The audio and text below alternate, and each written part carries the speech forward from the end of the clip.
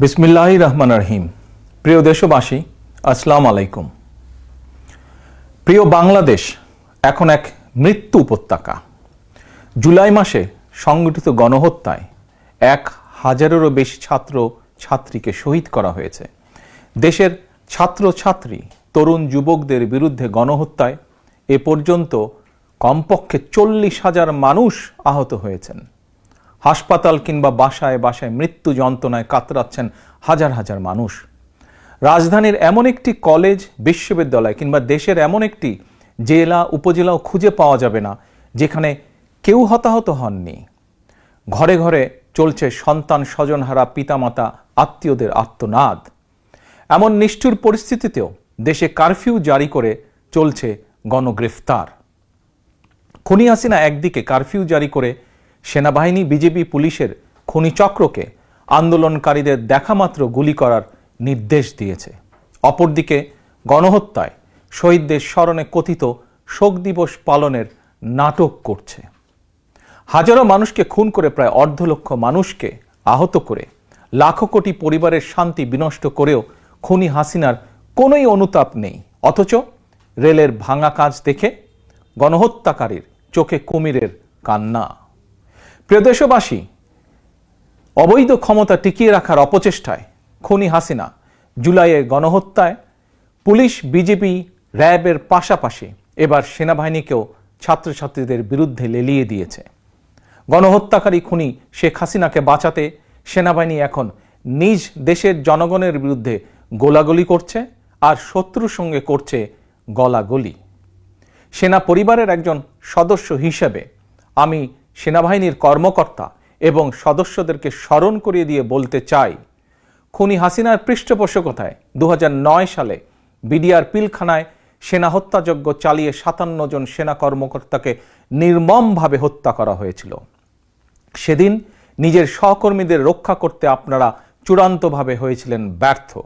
অথচ এখন সন্তান সমতুল্য ছাত্রছাত্রীদের বুকে গুলি চালিয়ে নিজেদের বীরত্ব জাহির করছেন আপনারা।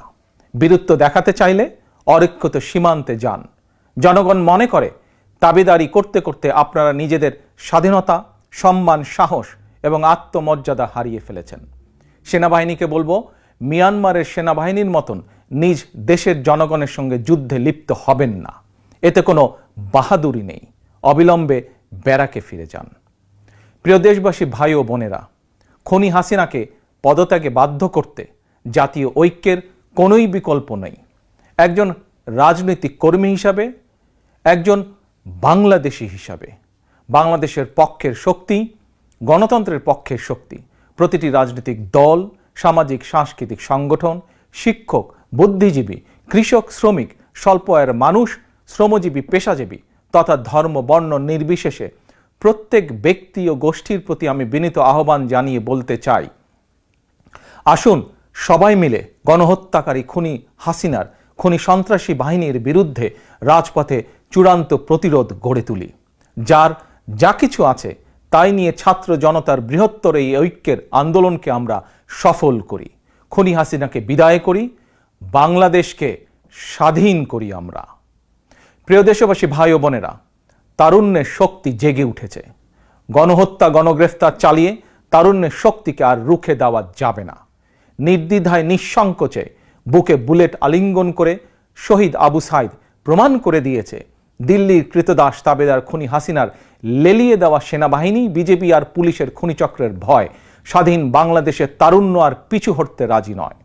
ছাত্রছাত্রীদের বিরুদ্ধে গণহত্যা চালিয়ে বৈষম্য বিরোধী ছাত্র আন্দোলনের কয়েকজন সমন্বয়ককে গ্রেফতার করে খুনি হাসিনা চলমান আন্দোলনকে দমন করে দিতে চেয়েছিল। কিন্তু এখন সারা দেশের প্রতিটি জেলা, উপজেলা, ইউনিয়ন, পাড়া, মহল্লা, শহর, নগর, বন্দর, কোথাও কোনো এলাকায় সমন্বয়কের অভাব নেই। একজন গ্রেফতার হলে সঙ্গে সঙ্গে আরেকজন ছাত্র কিংবা ছাত্রী সমন্বয়কের দায়িত্ব গ্রহণ করে আন্দোলন অব্যাহত রেখেছেন। খুনি হাসিনা পতনের এই আন্দোলন এভাবে এখন সারা দেশে স্ফুলিঙ্গের মতন ছড়িয়ে পড়েছে। হাসিনার পতন না হওয়া পর্যন্ত ছাত্র জনতার ঐক্যের এই আন্দোলন আর থামবে না। প্রিয় ভাই ও বোনেরা, হাসিনা একজন ঠান্ডা মাথার খুনি। খুনির কাছে খুনির বিচার সম্ভব নয়। গণহত্যাকারীকে বিদায় না করা পর্যন্ত গণহত্যার বিচারও সম্ভব নয়। সুতরাং ছাত্রছাত্রী হত্যার সুষ্ঠু এবং নিরপেক্ষ বিচার নিশ্চিত করতে হলে, গণহত্যায় মারাত্মকভাবে আহতদের সুচিকিৎসার ব্যবস্থা নিশ্চিত করতে হলে এবং আন্দোলনকারী সকল ছাত্রছাত্রী শিক্ষার্থীর ভবিষ্যৎ নিরাপত্তা নিশ্চিত করতে হলে, শহীদের স্বপ্নের বৈষম্যহীন বাংলাদেশ গড়তে হলে গণহত্যাকারী মাফিয়া খুনি হাসিনাকে ক্ষমতা থেকে বিদায় করতেই হবে। প্রিয় অভিভাবক এবং সকল বিরোধী রাজনৈতিক সহকর্মীবৃন্দ, গত 15 বছর ধরে খুনি হাসিনা আমাদের অসংখ্য সহকর্মীদেরকে গুম, খুন, হত্যা, অপহরণ করেছে। আর এখন রাজপথে আমাদের সন্তানদের পাখির মতন গুলি করে হত্যা করছে। এমনকি ঘরের ভেতরে আমাদের শিশুরাও নিরাপদ নয়, আমাদের মা বোনেরা নিরাপদ নয়।